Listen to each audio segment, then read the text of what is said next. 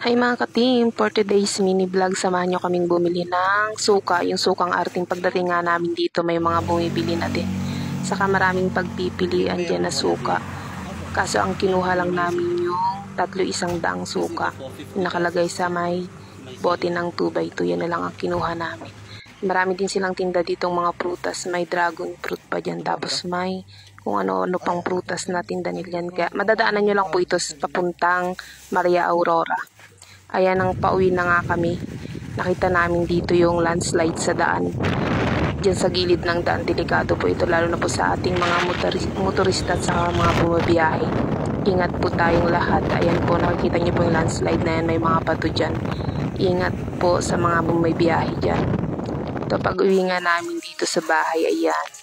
Naisipan ng partner ko na mag-washing ng motor. Inuna niyang washingin yung motor ko. Saka yung motor niya yung sinunod niya. Thanks for watching. Ito lang po. Bye!